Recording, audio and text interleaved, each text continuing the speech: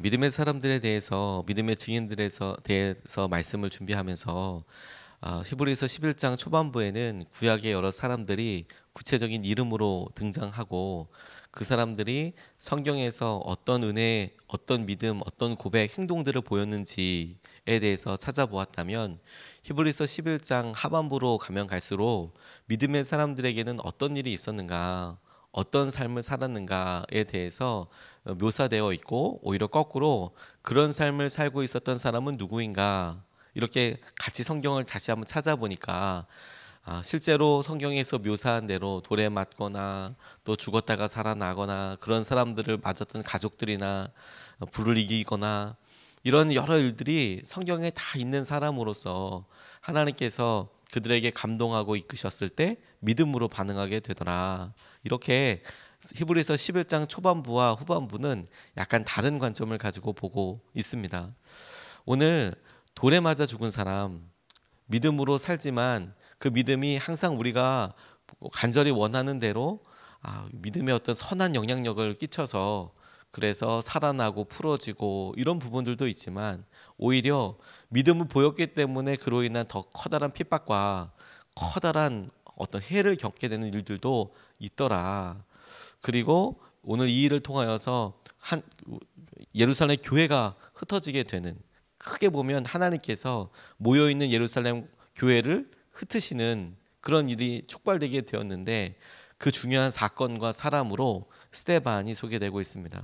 돌에 맞아 순교한 사람에 대해서 이야기하고 있는데, 성경에 돌 맞아 순교한 사람들이 여러 있겠지만 그 중에서도 스데반이 제일 중요한 이유는 하나님께서 이 시기를 통하여서 예수님의 모습, 예수님께서 십자가 지신 것들이 어떻게 구체적으로 보여지고 그리고 본받아졌는가, 그것에 대해서 우리에게 도전하고 계시기 때문이라고 생각하게 되었습니다. 오늘 스데반을 통해서 우리 같이 말씀을 붙잡고 기도하고 싶은데, 첫 번째로 같이 붙잡고 기도하고 싶은 것은 믿음의 눈으로만 보이는 주님이 있더라라는 것이죠. 그리고 그 믿음의 눈으로만 보이는 주님을 우리도 보게 해주십시오라고 기도해야겠다는 생각이 들었습니다. 오늘 55절 그리고 58절까지 말씀을 보면, 스데반이 성령이 충만하여 하늘을 쳐다보니 하나님의 영광이 보이고 예수께서 하나님의 오른쪽에 서 계신 것이 보였다. 보십시오, 하늘이 열려 있고 하나님의 오른쪽에 인자가 서 계신 것이 보입니다. 사람들은 귀를 막고 큰 소리를 지르고서 일제히 스데반에게 달려들어 그를 성 바깥으로 끌어내어 돌로 쳤다. 이렇게 나와 있습니다. 믿음으로 주님께서 주신, 그리고 주님께서 앞서 하신 일들에 대해서 설교하던 스데반에게 사람들이 격분했습니다. 그가 이야기하고 있었던 설교의 내용이 당신들이 갖고 있었던 믿음이 진짜 아니고 위선이고 가식이고, 오히려 하나님의 계획에 깊이 들어가서 하나님의 계획을 방해하는 일을 그렇게 하게 된 것이다. 구주를 죽인 것이다. 이렇게 이야기하니까 자기 마음속 안에 있는 죄성과 죄의 여러 모습들이 드러나게 되는, 그걸 감당할 수 없었던 것이라고 생각이 듭니다. 그런데 스데반은 개의치 않고 계속해서 하나님께서 주시는 감동, 주님께서 주시는 감동에 대해서 이야기하고 복음을 나누는 장면이 계속되지요. 그랬더니 그 가장 절정에서 그가 사람들 앞에서 뭐라고 증언했느냐, 지금 예수께서 하나님의 영광의 그 보좌 앞에 오른편에 앉아 계신다. 내가 그것을 지금 보고 있다. 여러분 보십시오. 지금 예수님께서 하나님의 영광의 오른편에 앉아 계신다. 영광스럽게 보십시오. 그렇게 이야기하고 있는 거죠. 저는 이 말씀이 얼마나 놀라운 약속과 얼마나 놀라운 하나님의 향한, 주님을 향한 믿음의 고백인지 묵상하면서 몇 번이나 묵상하면서 놀라게 되었습니다. 그에게 주님이 보였다는 것이죠. 뚜렷하게 사람들에게 보십시오, 주님께서 저기 계신 것을 내가 봅니다. 다시 말해서 상상하고 이런 정도가 아니라 그에게 믿음의 절정의 순간에, 사람들 앞에 믿음으로 고백하는 그 순간에, 볼지어다 내가 세상 끝날까지 너희와 항상 함께하겠다라는 말씀이 이루어지는 수준이 아니라 주님이 영광 가운데 보이고, 그것이 실제로 사람들에게 여러 어려움과 핍박과 심지어 자기를 향하여 이를 갈고 있는 사람들 가운데에서도 명확하게 보였다. 이게 너무 놀랍고 하나님께서 우리에게 주시는 믿음의 도전이라는 생각이 들었습니다. 그런데 이 상황을 가만히 보면 스데반에게 있어서는 핍박과 고난을 통하여서 주님의 영광이 분명하게 보이는데, 그런데 그 자리에 함께 있는 격노한 사람들, 분노한 군중들은 주님이 보이기는커녕 그 앞에서 그냥 주님이 보인다고 이야기하는 그 사람이 보이는 장면이고, 우리에게 있어서는 지금 믿음으로 살아가겠다, 주님이 보인다라고 이야기하는 스데반 같은 믿음의 사람과 세상의 일반적인 모습처럼 그렇게 사랑하는, 그렇게 믿음으로 살아가는 사람들을 핍박하는 그것이 지금 보이고 있는 것이죠, 말씀대로. 근데 그게, 이 모습이 삶에 있어서 믿음으로 살아가는 우리가 갖고 있는 시선과 너무 비슷하다는 생각을 하게 됐어요. 믿음으로 살아갈 때의 모습과, 그리고 그 믿음의 사람들을 세상이 어떻게 핍박하는지를 보고 있는 그것이 우리의 삶에서 오늘도 믿음으로 살아가려고 할 때 일어나는 주저함과 판단과 여러 평가들과 아주 비슷하다는 생각을 하게 되었습니다. 그렇게 생각하고 나니까 오늘 우리가 구해야 될 것이 무엇인가? 스데반처럼 주님께서 핍박과 고난의 때에 분명히 보인다고 이렇게 이야기했는데, 그건 어떤 느낌이고, 그건 도대체 어떤 믿음의 결단이고, 그리고 주님께서 원하시는 수준이 그것을 우리에게 간절히 누리기 원하시는 수준까지 나아가는 거라고 붙잡게 되었습니다. 주님께서는 스데반에게만 그런 영광을 보이고 싶으셨던 것이 아니고, 보여주신 것이 아니고, 믿음을 온전히 사용하고 의지하고 나아가는 사람들에게 주님의 분명한 모습을 보여주고 싶으시겠구나, 주님의 영광을 드러내고 싶으시겠구나. 그게 놀라운 우리에게 있어서의 약속이고 축복이고 도전이라는 생각이 들었습니다. 그냥 평안하게 살아가는 수준이 아니고, 주님 앞에 온전한 순전한 믿음으로 나아가게 될 때 주님께서 붙잡아 주시고 주의 영광을 드러내 주시는 것이죠. 19세기 성공의 주교 중에서 J.C. 라일이라는 분이 있었습니다. 그분이 그리스도인의 삶에 대해서 이야기할 때, 하나님의 자녀에게는 두 가지 큰 표지가 있다. 내면의 평화로 알려지는 것 못지않게, 그러니까 첫 번째는 내면의 평화인데, 이 내면의 평화 못지않게 두 번째가 내면의 전투로도 알려져 있다. 평화도 있지만, 주님이 함께하고 계시기 때문에만 느끼게 되는 평안도 있지만, 그런데 이 마음속에 똑같이 주님을 의지하기 때문에만 일어나는 그런 전투가 있다. 내 안에 세상을 향해서 바라보는 전투, 내 안에 영적인 전투, 이것들이 주님께서 하시는 평안과 함께 분명히 우리 가운데 실제하고 있는 것이죠.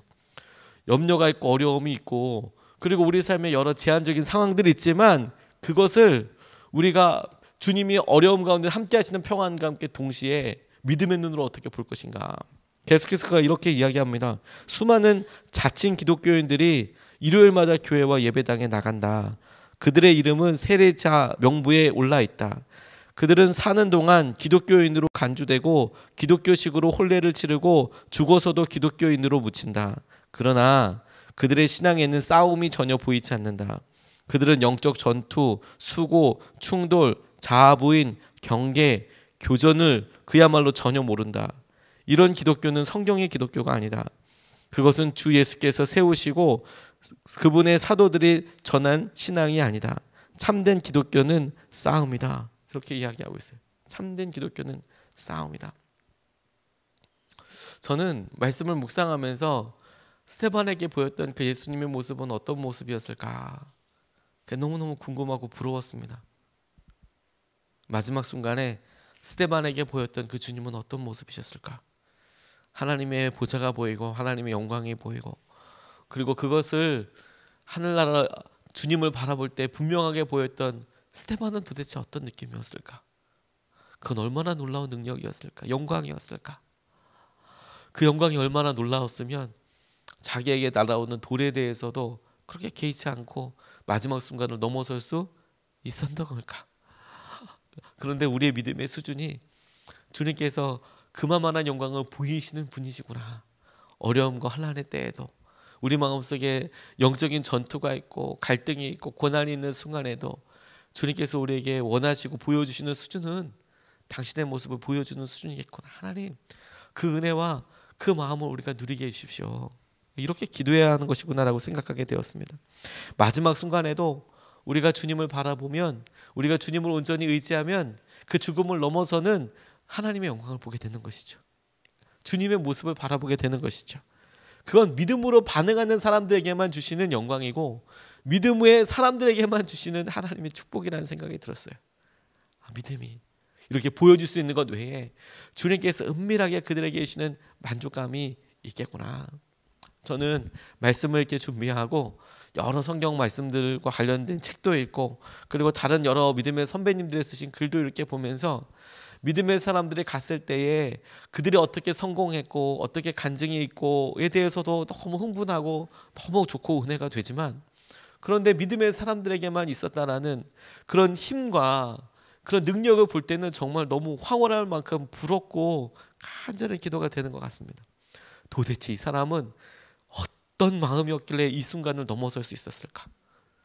도대체 주기철 목사님은 어떤 마음이었길래 그렇게 순사들에게 잡혀갈 수 있었을까? 그리고 끝까지 믿음을 포기하지 않을 수 있었을까? 도대체 어떤 사람들이었기에 이 순간을, 이 어렵고 이 긴 고난의 시간들을 넘어설 수 있었던 걸까? 그들은 도대체 뭘 보았던 걸까? 하나님, 그 믿음의 선배들에게, 스데반에게 보여주셨던 영광을 내게도 보여주십시오. 내게도 그렇게 허락하여 주십시오. 이렇게 기도하는 것이 너무 중요하겠다는 생각이 들었습니다. 두 번째로 주목하게 된 것은 성경이 죽음이 아닌 잠이라고 표현한 부분입니다. 59절 60절까지 말씀을 보면 사람들이 스데반을 돌로 칠 때에 스데반은 주 예수님 내 영혼을 받아주십시오 하고 부르짖었다. 주님, 이 죄를 저 사람들에게 돌리지 마십시오 하고 외쳤다. 이 말을 하고 스데반은 잠들었다. 이렇게 이야기하고 있습니다. 사람들이 스데반의 말을 듣고는 더욱 격분했습니다. 화를 내고 하는데 믿음으로 반응하고 주님의 모습을 본다 하니까 더 격분했습니다. 믿음으로 살려고 하는 사람의 모습을 보고 감동받은 게 아니라 더 격분해서 돌 들었습니다. 죽이겠다고.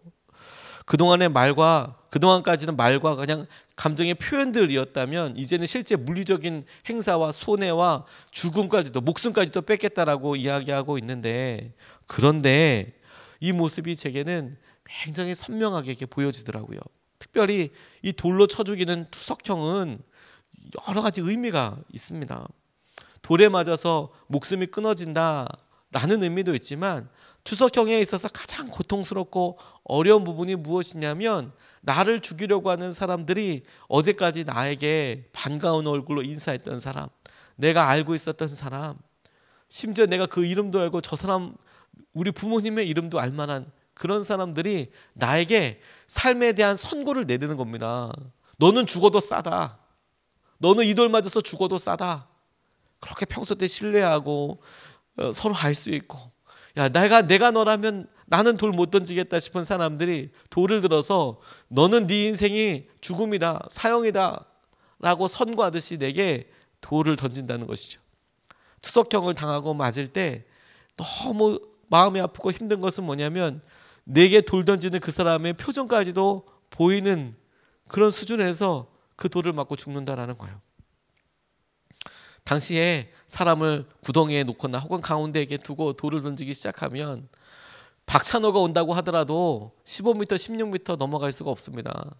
그 돌에 맞아 죽는 사람을 던지기 위해서 아마 더 가까이 가서 더 큰 돌을 던지기 위해서는 조약돌 멀리 던지는 수준이 아니라 이 돌 맞아 죽겠구나, 죽어야 한다라는 정도의 돌의 무게와 크기를 가진 것을 내가 지금 사형이라고 이야기하는 사람한테 던지기 위해서는 더 가까이 가서 더 무거운 돌을 던져야 그 사람이 죽거나 상처를 받게 되는 거죠. 근데 스데반이 투석형 당할 때, 그런 의미에서 이 투석형은 사회적인 죽음을 먼저 선포하고 선행해서 언도 당하는 겁니다. 사회적으로. 그래서 만약에 이 돌 맞고 살아난다고 하더라도 다시 거기는 가서 살 수가 없는 거예요. 어떻게 삽니까? 어제까지 나한테 친했던 사람이 오늘 내게 돌 던졌는데 내일 어떻게 그 사람들과 같이 삽니까? 내 마음은 용서됐다 하더라도 내게 격분했던 그 사람들을 어떻게 내가 평안한 마음으로 맞이할 수 있을까요? 그런데 그런 생각을 하고 나니까 오늘 본문에서 주님께서 정말 우리에게 보여주시고 도전하고 싶으신 부분이 너무 명확하게 제게 들어왔습니다. 그리고 나서 돌을 맞을 때, 돌을 던지려고 할 때 스데반의 반응을 보니까 그가 이렇게 반응하더라는 거죠. 주 예수님, 내 영혼을 받아주십시오. 주님, 이 죄를 저 사람들에게 돌리지 마십시오. 여러분, 이게 어디서 많이 보던 고백 아닙니까? 주님, 제 영혼을 주님께 맡깁니다. 아버지, 제 영혼을 주님께 맡깁니다. 아버지, 저들의 죄를 용서하여 주십시오. 저들이 무슨 일 하는지 모릅니다. 이 고백은 예수님께서 십자가에서 보여주셨던 고백입니다. 그가 마지막에 주님의 영광을 보고 주님께서 지금 저기 계신다라고 이야기하고 그에게 사회적으로 먼저 너는 죽어도 싸다 라고 돌을 던지고 있는 사람에게 대하여 하나님을 향하여 고백하기를, 하나님, 제 영혼을 맡기고 저 사람도 용서해 달라고. 예수님의 마지막 모습을 이렇게 보면서 주님께서 이거 우리에게 정말 원하시는 거구나. 그 모습대로 우리가 살라고, 하나님께서 주시는 은혜대로 그렇게 살라고. 그리고 이것이 정말 소망이 됐어요. 처음부터 믿음으로 정말 살아서 다른 사람 믿는 게 아니고 똑같이 연약하고 똑같이 힘들지만 내가 주님을 보고 내가 주님을 바라보고 의지하려고 노력하고 계속 그렇게 말씀을 전하는 사람, 그리고 마지막의 순간에 주님의 영광을 보는 사람은 죽음도 넘어설 수 있게 되는 거구나. 죽음도 넘어설 수 있게 되는 거구나. 죽음을 이길 수 있는 믿음이 따로 있는 게 아니고, 그래서 그만한 믿음은 마치 우리 수중 안에 돈이 몇백만 원, 몇천만 원, 몇 억이 있어서 그걸 할 수 있는 능력이 있는 것만큼 그렇게 명확하게 다른 게 아니고, 똑같이 여전히 힘들고 부족하고 심지어 넘어질 수 있는 그런 사람이어도 주님을 의지하고 가다가 마지막 순간에 주님이 보이면 그러면 그 순간을 넘어설 수 있게 하여 주시는 거구나. 제가 손양원 목사님 영화 보다가 너무 마음속에 감동이 되고 펑펑 울었던 것이, 손양원 목사님 근데 내가 내 자녀들 죽인 사람을 내가 사랑해야지, 그 부분이 아니었습니다. 오히려 그 부분은 너무 잘 알고 있는 부분이었어요. 감동은 됐지만 그게 제 마음을 이렇게 움직이지는 못하더라고요. 그렇구나. 오히려 그런 이야기를 들으면 저는 어떤 마음이 드느냐면, 난 왜 이렇게 연약한 건가? 난 저렇게 사랑할 수 있는 능력이 내게 없는데, 그런 믿음이 내겐 지금 당장 없어 보이는데, 제가 목사이지만 만약에 제게 사랑하는 딸에게 혹시라도 어려운 일을 당하면 나는 연약할 텐데, 너무 믿음이 대변해서 보이는 것 같은 거예요.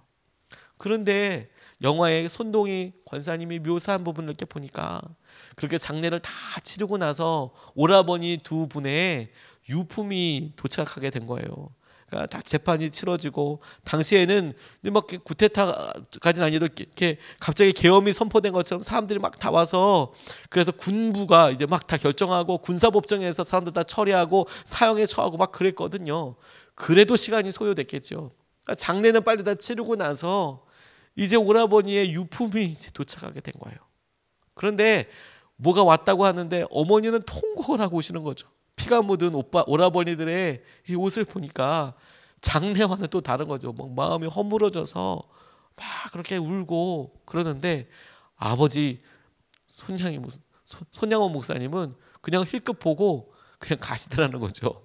그러니까 이 손동희 권사님이 우리 아빠 저렇게 마음에 굳어가지고 원수를 용서한다거나 이야기하고 막 그랬다고, 마음에 너무 섭섭하고, 오라버니 마지막 유품 왔는데 그랬는데, 그날 밤에 잠이 오지 않아서 이렇게 있는데, 오라버니들이 이렇게 기거했던 방, 오라버니들 유품을 놨던 방에서 짐승 소리 같은 게 들리더라는 거예요. 짐승 소리가 막 이렇게 앓는 소리 같이.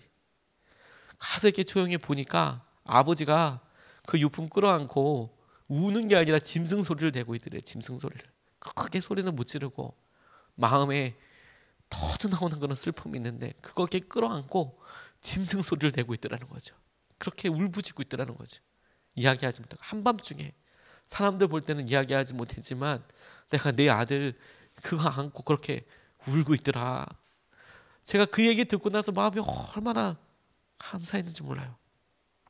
연약해도 겉으로 씩씩하게 믿음 이렇게 나아가는 사람도 있죠. 저는 사실 그런 분들이 너무너무 부럽습니다. 그런데 믿음이 따로 있는 게 아니고 사랑이 따로 있는 게 아니고 마지막 순간에 주님을 닮아가려고 노력하고 그 주님이 보이고 나니까 우리 삶의 결론이 내가 없는 걸 또 다른 게 아니라 그냥 주님이 하셨던 그대로 내가 그냥 반응하는 거예요. 주님, 제 영혼을 받아주십시오. 주님, 저 사람들 뭐 하는지 모릅니다. 용서해 주십시오.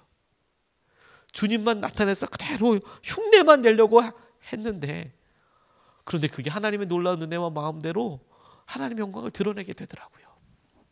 고린도후서 4장 14절 말씀은 주 예수를 다시 살리신 이가 예수와 함께 우리도 다시 살리사 너희와 함께 그 앞에 서게 하실 줄을 아노라.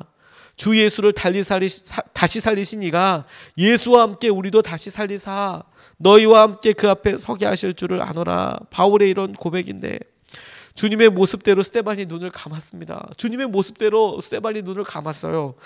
근데 우리가 스데반을 생각할 때 그가 부활하겠다라고 믿어지게 되는 게 뭐냐면 주님의 모습대로 눈을 감았으니까, 말씀처럼 그러면 주님의 모습대로 살겠구나, 주님의 모습대로 그가 그렇게 살았으니 주님의 모습대로 그렇게 살겠구나, 그게 너무 믿어지는 거예요.